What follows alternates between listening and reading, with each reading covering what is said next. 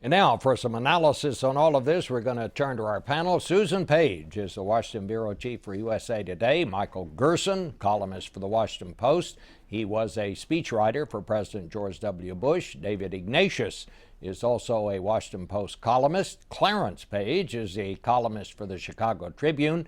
He's the author of a new collection of columns, Culture Warrior, Reflections on Race, Politics, and Social Change. And last but not least, Mark Leibovich, the chief national correspondent for the New York Times Magazine. Well, I didn't know quite where to start, but I tell you, there was so much energy in this discussion about immigration. I've got to start there. Susan, what's going to happen here? You know, I think that President Obama has done an amazing thing. I don't think this is part of some grand strategic plan, but I think he's really put Republicans on the spot. And you're hearing a different tone from the Republicans you interviewed this morning. No government shutdown, right? We don't want to take the bait and overreact. And maybe they'll actually sit down and work on immigration legislation. I think that's an amazing thing. And I think what we're hearing from Republicans reflects their concerns about how are they going to look at this moment and looking forward to 2016. Well, Clarence, have Republicans come up with how they're going to react to this? We heard John Boehner right after the morning after the president's speech, and he talked about him being an in-front king, but he didn't actually say what they plan to do. No, he didn't. But what we do know is that House Republicans have been divided up until now on the immigration issue.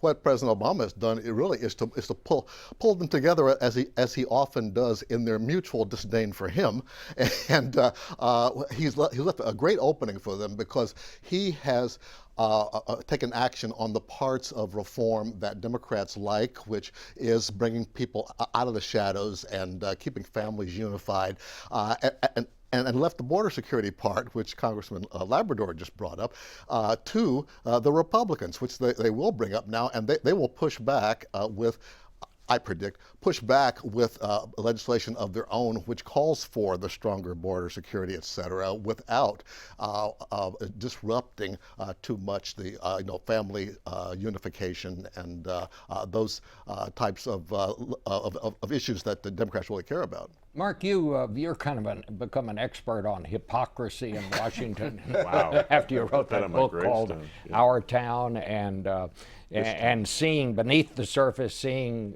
things that may look one way and somehow turn out to be another. What is your sense of why the president chose to go this route? Well, I think he's fed up. I mean, obviously, I think people look at the political calculus. I actually think, and from what people have told me inside or close to him, that he was upset that he didn't do anything before the election. I think he feels like he's been not played, but I think that he does not like doing things that are so nakedly political. And I think the timing of that was seen that way, and I think he would probably admit to it now. I think, look, I'm struck by the tone also in the Republicans, especially that we've seen in the last few days. I think what they're trying to do is let this play out in a non-grandstanding kind of way. That could be in a presidential context. You have someone like Ted Cruz or Rand Paul or some of the more conservative governors like Rick Perry or Bobby Jindal sort of taking this issue.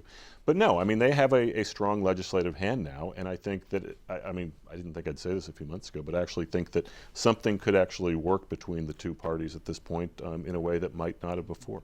Do you think so, Mike?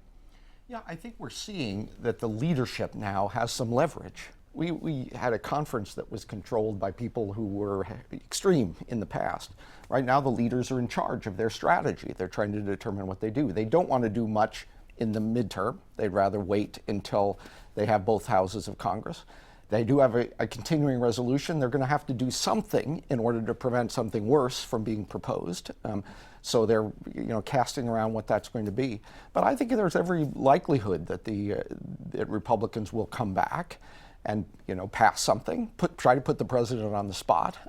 That's, I think, what Jeb Bush would want. That's the approach that both disagrees with the executive order, but embraces some type of comprehensive reform, which is what a Republican candidate in 2016 will have to do in order to maintain the viability of his party. What do you think, David? I mean, you've been watching Washington for a long time, as I have. Do you see any chance that things are going to change around here?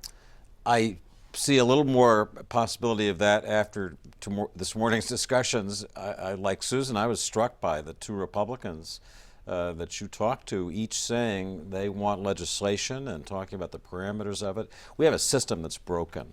and it's broken and unable to deal with an issue, immigration, the public really cares about. The president acted unilaterally to deal with that. But he said, give me legislation. And we heard today the Republicans are going to give him legislation. Then that will start a process of bargaining where they'll send something up and he'll have to decide, can I accept this? Do I veto it? Do they have to come back with something closer to what I want to do? I mean, I hate to say it, but for a broken system, that may be the only way forward. Well, I mean, it's not just the immigration system that's broken, it's our whole political system that's broken, I mean, as far as I'm concerned. And I mean, the fact that Congress is in gridlock, it seems to me, is just a symptom of the real cause, and that's our whole political apparatus here is just sort of crashed. You know, as we saw in this election, I mean, 37% of the American people voted. That's the lowest voter turnout since World War II, as I just remarked a while ago. I was stunned when I found that out. And that's alarming for our system to have so few people vote and have people have so little faith in our system. But not to be too Pollyannish about it, not only did you have some encouraging signs about immigration in the interview you did this morning, but there was talk also about a bipartisan effort on sentencing reform. You know, that's the kind of issue on which there is actually some bipartisan agreement. There's been no willingness to step forward on things that you might agree on. Maybe there is now. Maybe the incredible frustration that Americans have expressed, which is reflected in the fact that so many people didn't turn out to vote, maybe that is beginning to have some kind of effect here.